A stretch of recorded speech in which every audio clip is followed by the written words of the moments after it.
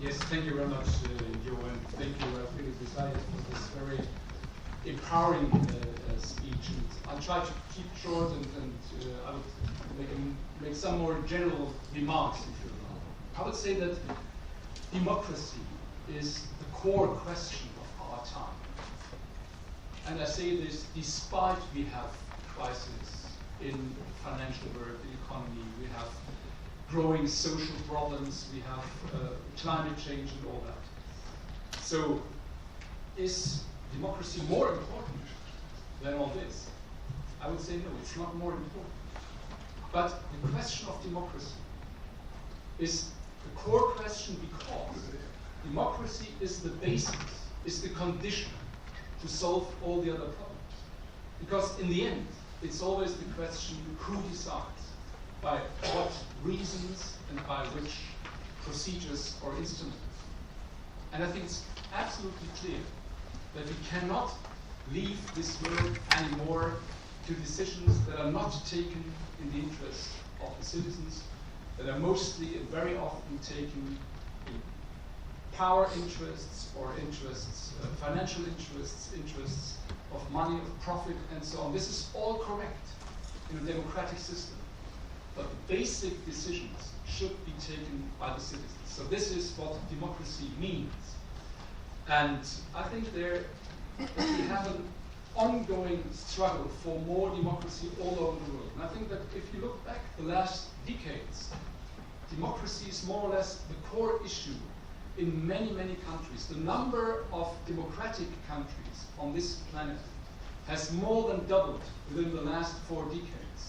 So also if you look around in Europe, I mean Greece, Spain, Portugal, many countries in Europe were, when I was young, dictators.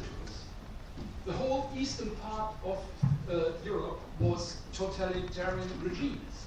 If you look to Asian countries, if you look to South America, you can look at many places in the world, they really have a great success of democracy. And also within these countries, so for example, when you mentioned Mehr Demokratie, more democracy, the NGO that I founded more than 30 years ago, we fight for more participative and direct democracy in Germany now and beyond, but in the beginning only in Germany.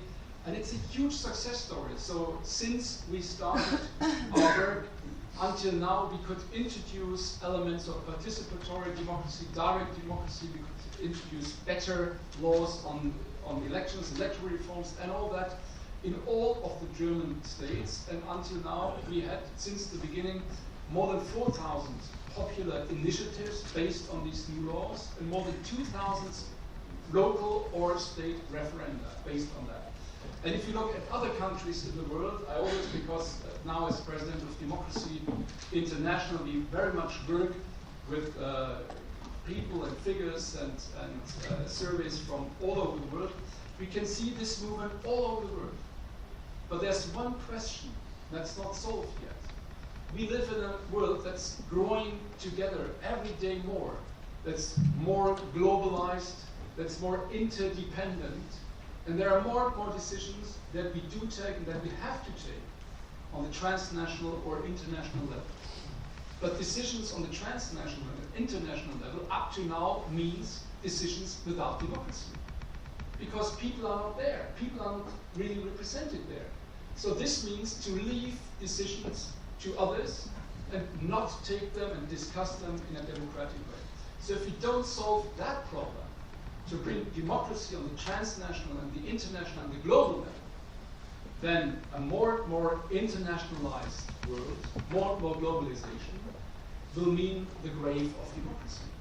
And that should not happen. So therefore, I think that's of the same importance than it was 100 years ago to fight for the right to vote in a nation state.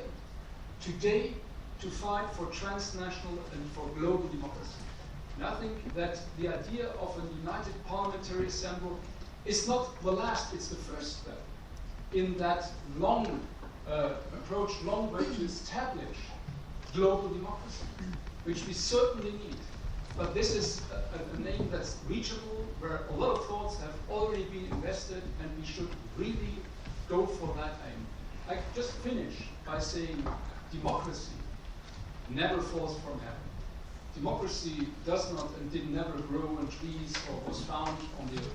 Democracy is something people have to go for, have to fight for. So all we have now, the right for freedom to speak and to meet, all this is based on fights that have been, that people fought in the past, and people gave their lives for that. And today is of the same importance to bring democracy to a new step.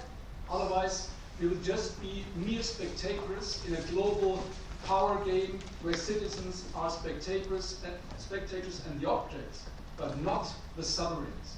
But citizens have to be the sovereigns if we take the idea of democracy serious. So therefore, I think that today, in the 21st century, it's of the same importance to fight for global democracy than it was in the 20th century to fight for national democracy. Thank you.